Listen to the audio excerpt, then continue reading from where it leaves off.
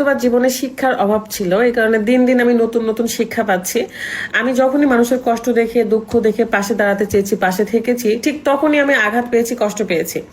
আজকেও আমি সেই একটা ঘটনার শিকার হলাম, এই কারণে শেয়ার করতে আসছি। থো মার্কেট নামে একটা বিজনেস পেয়ে যাচ্ছে, পর্দার প্রমোশন করাই হয়তো বা একে ওকে দিয়ে।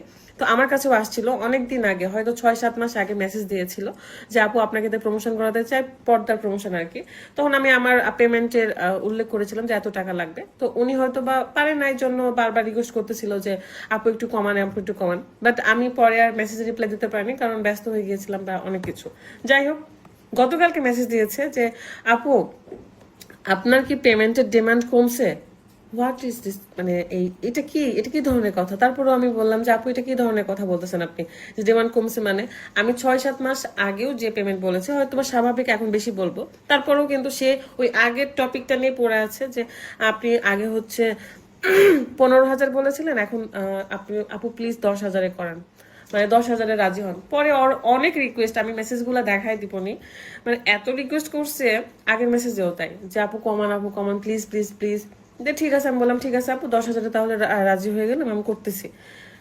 রাজি হলাম। তারপরে আপু বলতেছে যে কয়টা পর্দা পাঠাবে।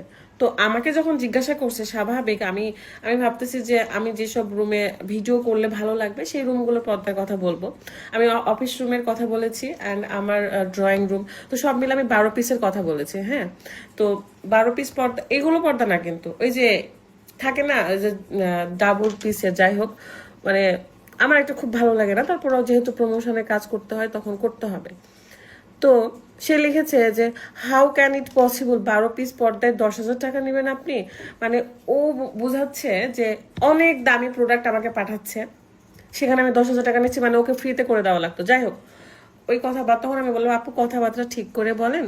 আপনার যদি তাহলে আপনি আমাকে জিজ্ঞাসা করলেন কেন? যদি আপনার পর্দার হচ্ছে বেশি পর্দা দিতে নাই চান, তাহলে আমাকে জিজ্ঞাসা করলেন কেন? আপনি যদি একটা পর্দা পাঠান পাঠান, আমি কাজ করে দিচ্ছি, সমস্যা নেই তো।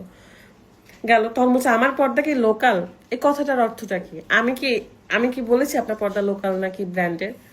এখন তো এই কথা বললে আমি তো অনেক কথাই উঠাবো। আমি তখন বলেছি যে আপু আপনি একটু কথাবার্তা ঠিক করেন, আমার ঘরের পর্দাগুলো লোকাল না। কেন লোকাল হয়েছে তাই গেছে? লোকাল পর্দা মানুষ লাগায় না? আমার তো অন্যান্য যেগুলো হচ্ছে গেস্ট রুম বা এটা সেটা, সেগুলোতে লোকাল পর্দায় লাগানো আছে। প্রমোশনের ক্ষেত্রে আমি অনেক ধরনের পর্দা ইউজ করি, বা আমার সৌন্দর্যের জন্য আমি রুমের পর্দা চেঞ্জ করি।